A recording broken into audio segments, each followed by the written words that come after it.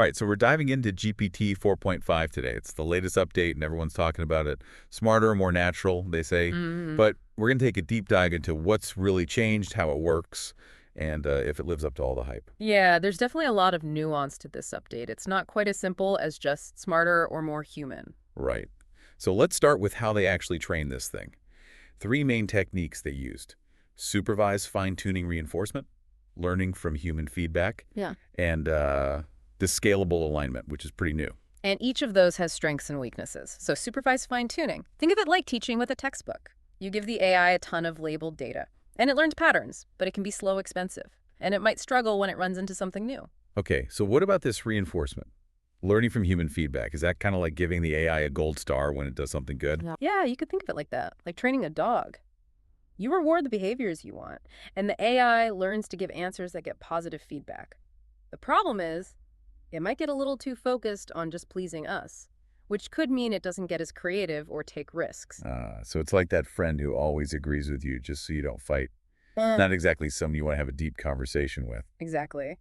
And then there's scalable alignment. This one's interesting. Smaller AI models generate data that's then used to train the bigger ones. This can really speed things up, but you have to be careful. It could amplify biases in the data if you're not paying attention. So basically garbage in, garbage out, even with these fancy training methods. But okay, how much better is GPT 4.5 really? I mean, what do the benchmarks tell us? Well, there are definitely some big improvements, especially in math and science. GPT 4.5 scored way higher than its predecessor, like 27.4% higher in math and 17.8% higher in science. And we're also seeing it do better with multiple languages and understanding text and images together. So does this mean it can do my taxes now? Well, I wouldn't go that far yet.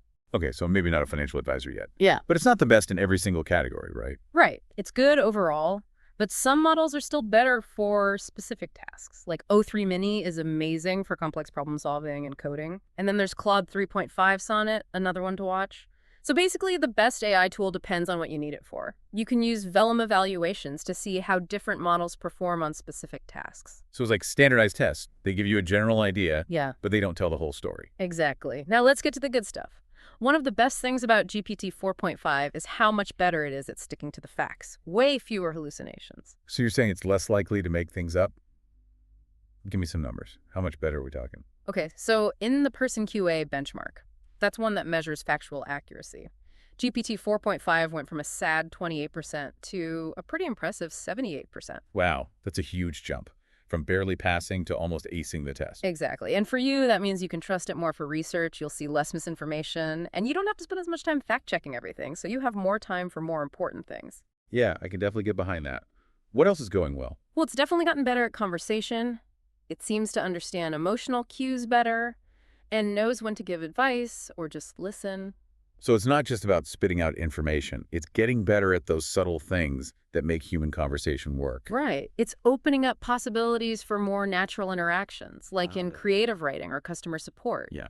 Anywhere where it helps to build a good rapport. But of course, it's not perfect yet. There's still work to do. Okay, let's talk about the downsides then. What's bad about this update? Well, one thing OpenAI is still struggling with is over-refusals. Basically, GPT 4.5 will sometimes refuse to do tasks even though it's capable of doing them. It's prioritizing safety over functionality. So it's like having an assistant who's super talented but too afraid to make a mistake? Frustrating. But I guess I understand the safety aspect. Is this a bug or is it by design? It's intentional. They're really trying to find a balance between capability and responsible use. They want to prevent people from using it for harmful purposes, right? So like trying to teach this powerful AI to be a responsible digital citizen. Exactly. And there's a lot of discussion about how much restriction is too much. Some people think it's too limited while others say it's necessary to prevent harm. It's complicated. There are no easy answers. Okay, let's talk about something a bit more concrete. Jailbreaks. Did they manage to eliminate those with this update? Sadly, no AI safety is a constant battle. It's like a cat and mouse game. OpenAI builds a stronger fence, and then the jailbreakers find new ways to get over it. GPT 4.5 is harder to manipulate, but people are still finding ways to trick it. So even with all the safety measures, it's still possible to make the AI misbehave. That's a little unnerving. But something tells me there's something even worse lurking in the shadows. You're right. This is where things get a bit ugly. Okay, I'm ready. What's the worst of the worst? Well, GPT 4.5 is shockingly good at persuasion. They did this test called Make Me Pay, where one AI has to convince another AI to send money. GPT 4.5 was successful 57% of the time. Wait, 57%? That's more than half. That's kind of Right. scary. It is. Think about what that means for scams and manipulation, even political influence.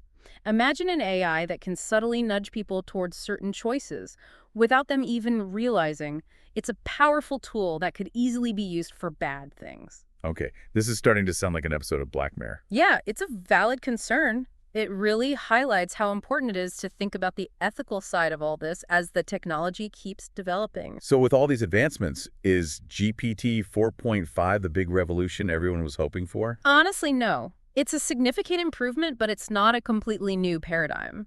OpenAI themselves called it a mid-cycle refresh. They've made it smoother, better performing, and safer, but it's fundamentally the same type of AI. So it's more evolution than revolution. Exactly.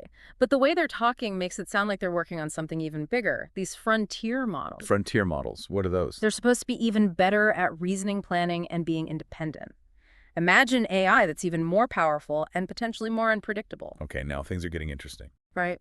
We've covered a lot in this first part of our deep dive into GPT 4.5, from the technical stuff to the ethical considerations and the potential impact on our lives. Yeah, it's been a whirlwind of information. Can't wait to hear what else you have to say in the next part. Welcome back. So we've talked a lot about GPT 4.5, but the real question is, what does all this mean for you? How could this update actually affect your life? Yeah, that's what I want to know. We've gone over the tech stuff, but let's get practical. What are some real-world uses for this update? Well, imagine AI helping you with really complex tasks. Like it could write amazing marketing copy for you, or come up with dialogue for your next screenplay. It could even help you understand those really complicated data sets. Okay, so no more writer's block. Yeah. And maybe I can finally understand my financial reports. What about other fields like healthcare or education? Could it have an impact there? Definitely picture this. You're trying to understand what your doctor just told you about your diagnosis. Instead of trying to figure out all that medical jargon, you talk to an AI chatbot. It explains everything in simple terms that make sense to you. You don't have to feel lost and confused at the doctor's office anymore. That would be amazing. And what about education? Could this personalized approach work there too? For sure. Imagine learning that's completely tailored to you. It goes at your own pace and matches your learning style. No more one-size-fits-all teaching. This could be huge for students who don't do well in traditional classrooms. It sounds like we're talking about a whole new way of learning and accessing information. What about the workplace? Will AI be taking our jobs? That's a big worry for a lot of people. But I think it's better to think of AI as a tool that helps us do our jobs better, not something that replaces us altogether. So like a superpowered helper? It takes care of the boring stuff, so we can focus on the creative and strategic parts of our work. Exactly. AI can handle those repetitive, time-consuming tasks. That frees us up to focus on the things that really need human skills, like creativity, critical thinking, and problem solving. Those are things AI can't do. Okay, that makes me feel better. It sounds like a pretty awesome partnership. But even if AI isn't stealing our jobs, there's still downsides, right? Of course, like any powerful tool, it can be misused, and we have to be really careful about the consequences as we start using AI in more and more areas of our lives. Okay, so we've talked about the good, the bad, the kind of ugly. Now I want to look ahead. What's next for AI? Where do we go from here? That's the big question, isn't it? It's a really exciting time to be thinking about this stuff. The possibilities are pretty much endless. We talked about healthcare and education, but those are just the beginning. So let's get into it.